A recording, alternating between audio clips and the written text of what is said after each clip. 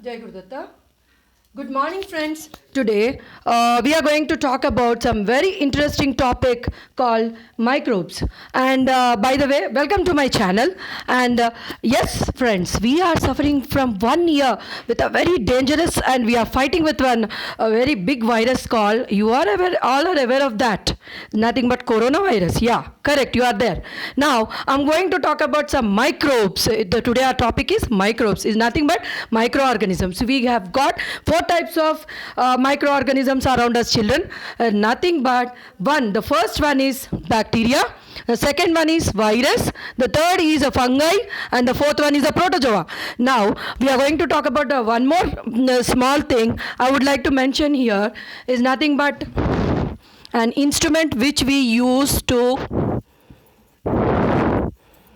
see the microorganisms which are not visible to us with our naked eye is nothing but a microscope. These are only, we can't see with all these things, only bacteria and virus we cannot see with our naked eye. It can be seen only through a microscope. So microscope is nothing but an is a machine where it will be shown. Here we can see the microorganisms in a very big manner, like we are watching with a naked eye. So we can see the fungi also with our naked eye.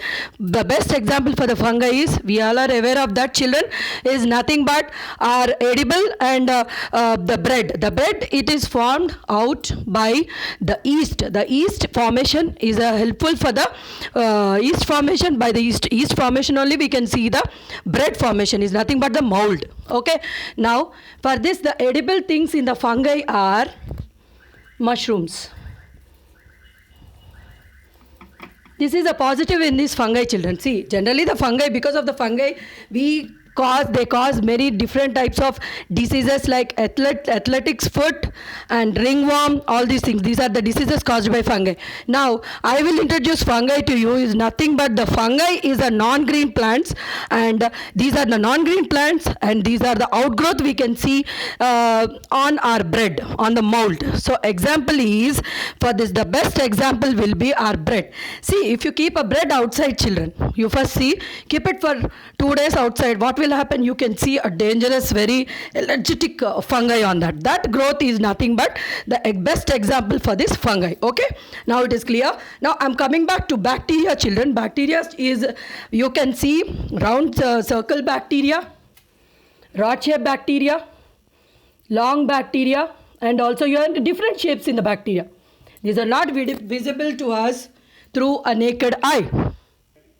Now, the microscope is the organism which the microbes are the microorganisms which we see around us. That is nothing but, now when a microscope is used, generally just now only I told you, no children, microscope is used to see our blood samples or urine samples or stool samples, whatever it is, from whichever the things which are coming out from us, the exits which are coming out from our body. It can be, see, generally you can't check out with a naked eye, no. So the microscope is useful in that way. It shows and magnifies the organisms which you can't see with a naked eye, and like blood picture, CBP, all those things we can see under the microscope. So it magnifies the things and shows us. Now we will talk about the bacteria. Bacteria, coming back to our topic, bacteria is a different shapes we can see. It's a rod shaped bacteria, round shape, and different shapes you can't see with a naked eye. And bacteria, due to bacteria, generally it causes many types of diseases. Bacteria causes different types of diseases. The examples are tuberculosis, cholera, diphtheria, pertussis, etc. Now bacteria, you have two types of bacteria in this: parasitic bacteria and saprophytic bacteria. Parasitic bacteria is, it uses our body only. That means it's a parasite. Bacteria is dependent, it goes inside our body and it is dependent on us only, on the living things. Now saprophytic, the second type of bacteria is saprophytic bacteria. Saprophytic bacteria are dependent on dead and decaying matter. Now you got the examples also, no children. Now this is bacteria, about bacteria. Next, we are going back to the second topic is virus. Now virus. Now the virus uses, see, bacteria at least are rod shape, circle shape, as I told you, different types of shape. But virus is not like that, children. It is very, very small. It is very, very small. It is not at all possible to check out with a naked eye, and we doesn't know from where it comes and where it will attack us. As you know about corona. Corona, see, it can be seen with the naked eye. No, just you take whatever thing. If you are not taking the proper precautions, you will be attacked with the virus, corona. That is the best example for the virus. But now I'm going to tell about little information to you children about virus. Is nothing but it takes a metabolic pathway. It blocks our metabolic pathway. They don't use a biochemical pathway, so that means they are blocking our metabolism. That is a virus. Now for the virus you got many examples. I'll give you some examples like measles, mumps, common cold, fever, chicken pox, and the best example is what we are fighting nowadays, coronavirus. Okay children, next going back to our fungi. Now fungi, I already told you, the best example is the, see, the fungi means nothing but the example already I have explained you, edibles like mushrooms. That is the best positive example I can give you. Next is going back, next we are going back to the next point is the protozoa. Now these protozoa are also a living, these organisms is a unicellular organism, and it is best, it uses our body, and it can be seen, it grows inside our body. And how it attacks our body, children, you tell me, protozoa? It attacks our body through food and through water. The best example for this is dysentery. And one more example best I can give you is, so that you can remember, is malaria. So malaria is caused by plasmodium. The malaria is caused by plasmodium, children. Okay? Yes children. Now already we have discussed about the 4 types of microorganisms around us. Yeah, we'll take a quick recap. That is bacteria, virus, fungi, and protozoa. Now we are going to categorize these into 2 types of diseases, children. General, now actually I should introduce to you, but it will be very clear to you and comfortable, and you can understand very easily if I introduce that to you now. Now we are going to talk about 2 types of diseases, children. That is communicable diseases and non-communicable diseases. Now communicable diseases, the name only is showing that, and it is very clear for you, is nothing but these diseases is very easily flown from one person to the other.